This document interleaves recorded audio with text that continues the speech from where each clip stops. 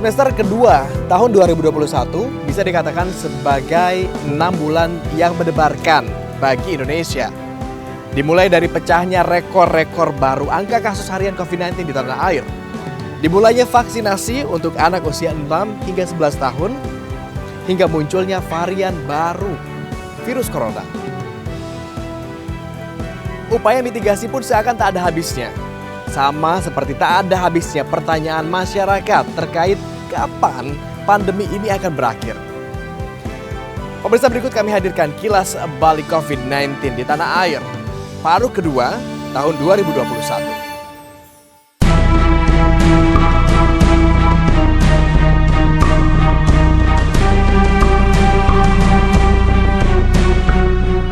15 Juli 2021 menjadi mimpi buruk bagi Indonesia setelah lebih dari setahun berjuang melawan COVID-19.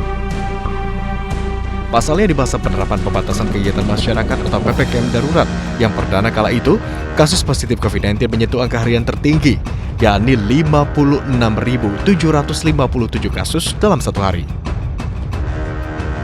Namun di ujung bulan Juli, tingkat keterisian rumah sakit darurat COVID-19 Wisma Atlet Kemayoran menurun drastis dari 90% menjadi 38%. Penurunan jumlah pasien tersebut sejalan dengan kasus COVID-19 di Jakarta dan Pulau Jawa yang cenderung menurun. Angka pasien sembuh terbanyak pun terjadi pada 6 Agustus lalu, yakni sebanyak 48.832 pasien dalam satu hari.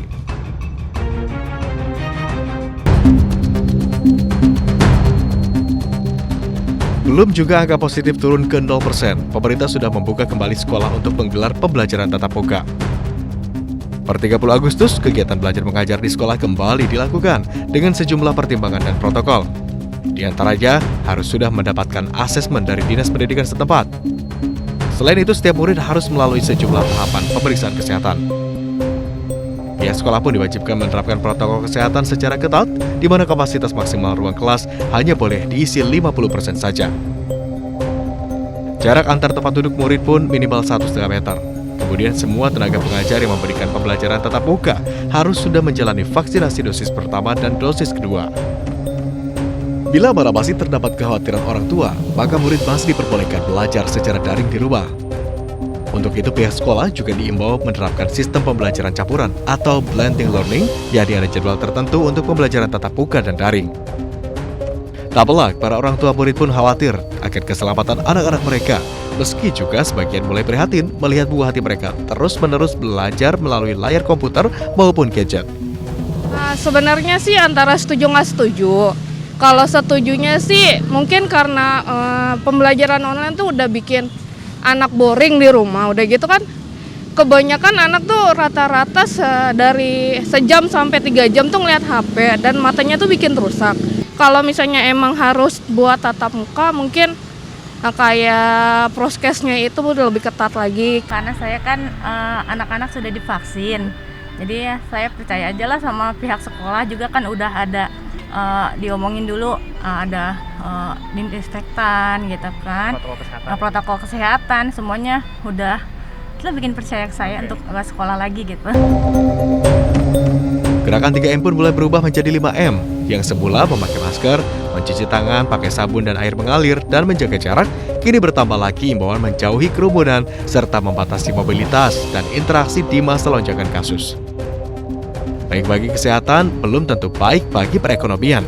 Pasalnya, dua imbauan ini juga berimbas kepada para pelaku usaha, di mana mal dan pusat perbelanjaan, serta tak sedikit pula para pelaku usaha kecil yang gulung tikar.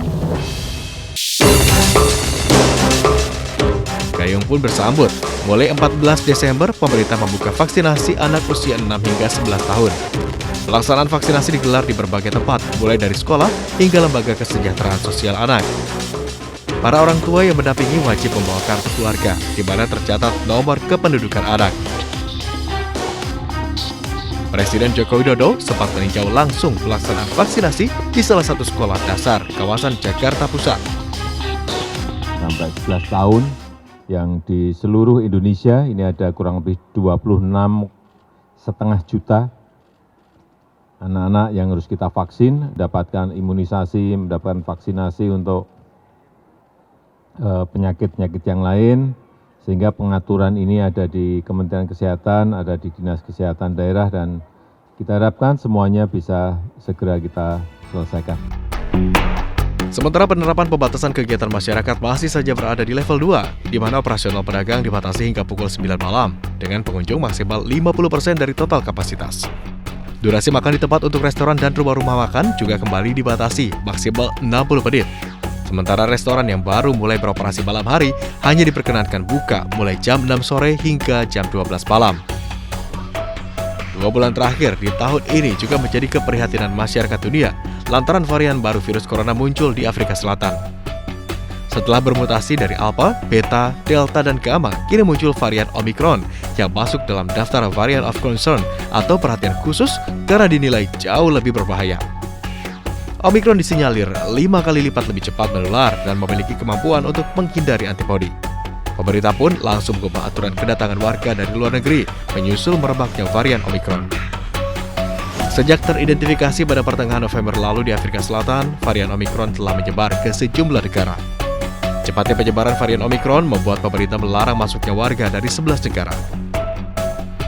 Ironis, di tengah merebaknya varian Omicron, mobilitas warga justru meningkat jelang libur Natal dan Tahun Baru. Hal ini terlihat dari jumlah penumpang Bandara Soekarno-Hatta Banten yang mencapai 100.000 orang di akhir pekan tanggal 18 dan 19 Desember lalu. Meski pemerintah telah melakukan upaya mitigasi agar tidak masuk ke Indonesia, namun varian satu ini malah terdeteksi di Rumah Sakit Darurat COVID-19 Kemayoran menjangkiti seorang pekerja kebersihan.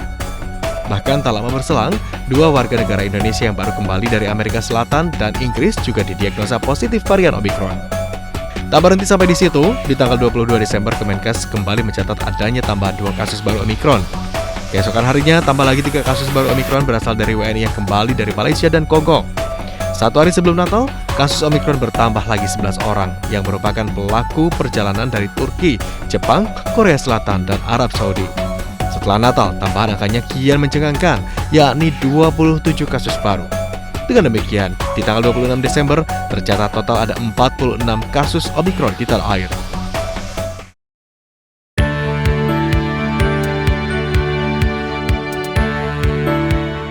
Pemirsa, perang melawan COVID-19 mungkin belum berakhir di tahun 2021.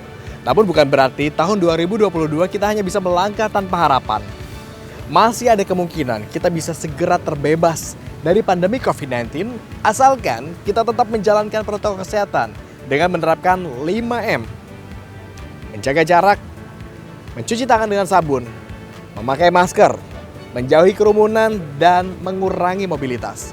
Akhir kata, saya Agung Hardiansyah pamit undur diri. Sampai jumpa di tahun 2022.